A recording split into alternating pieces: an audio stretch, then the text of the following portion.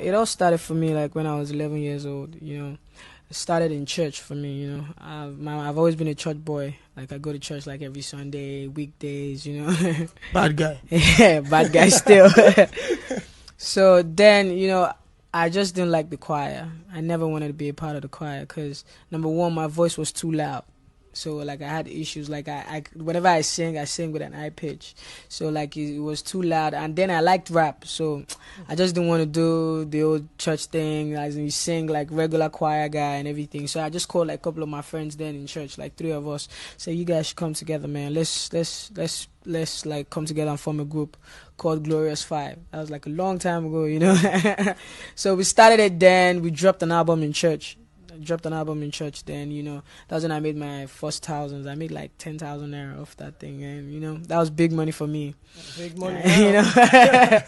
So after that I met Ojb. When I met Ojb, he allowed me to come to the studio more often. Like I used to just go stick around. I was just that kid around. I watched Two-Face record Grass to Grace. Wow. I watched Sounds of Time record his album then Ojb Jezreel. I watched a lot of them record like most of their biggest hits. So I was just always in the studio. Anytime someone is singing, I'd be like, yeah, I can do this better. And I talk to Ojb like, let me do it. So just chill. Like for a year, I was always going to the studio and I never recorded one song. Wow.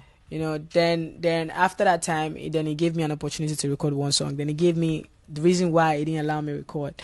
He said, in order to make me be better, because when you have that hunger to record, you just keep getting better. You go like, why doesn't this guy want me to record? You just keep having stuff in your head. That's why I'm actually kind of good with freestyles now, because all the stuff I used to write, I had them in my head. Like every stuff, like I had like a very big book when I used to write my songs, and I had everything in my head. So it was really crazy then. Then when I got to record my first song, I recorded it in Surulere. I dropped it in the hood, and everybody would just pop it to like, who's this guy? But then it was because if you're not old enough and you can't talk for yourself, they wouldn't respect you. The respect alone, So nobody respected me then, and I was young, and most of my friends were older than I was. So like all my friends were older than I was. So it was hard for me breaking into the industry. I met Neto C when I was 15. Wow. And then I used to write. I used to like, oh, Neto, listen to this, and he listens to it and say, yo, change this. Yo, be more real, sound more, So I was just around. I've always been around music. Music has always been my thing. I've always been doing it. Then later on, I met my manager, Osage, like a couple of years ago, like 4 or 5 years, 5 years ago actually. Wow. Yeah, I met her 5 years ago. Then we just started working since then. Then after that, stuff just started happening. MI came to Lagos. He just came then, and we just met and we just became friends. And after that time, my manager had an accident. So I was really bad. I felt really bad. I was down, and she was the only thing I had then. So I was scared, like, oh, if anything happens to this babe, like there's nothing I can do with my music. Then one Sunday, I just went to MI's house, and I went to drop off something for him, and he was like, yo, Weezy, man, I have this beat, listen to it. And he just played me the beat, and I was like, I listened to like 10 seconds, and I was like, yo, give me the mic. I just did it, and I just did a freestyle, and I just left. And before I knew it dropped the album, and everybody was like, yo, they like this song. If you don't talk money, I'm not on show. Like, I forgot. I did that thing in like 2 seconds. Why you guys, I didn't know it was going to be that big. Then in school, people started knowing who Wizkid was.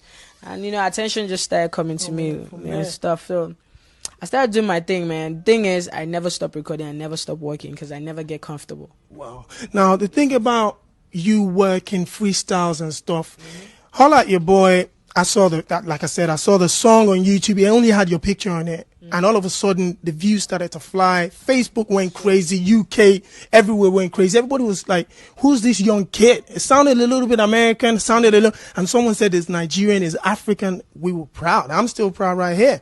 Now, the other one, Tease Me. Tease Me came after that. When I listened to that song, the fact that you were talking about freestyling and stuff right now just made me think back as well. Be honest, bro. Was that a freestyle in that song? Trust me, it was, man.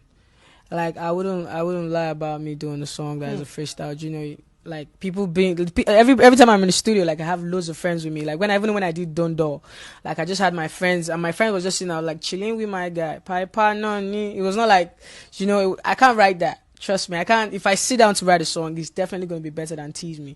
So, so it was just a freestyle. I just did it that day because I felt really bad. My pops were just raking for me that day. Like, yo, you need to stay in school. You need to I'm in school still, but just still do music. I don't want you to go. You just a bad guy, man. You roll with bad friends. So when I was freestyling, I just said, nah, maybe bad guys. Jigga, and I have bad guys.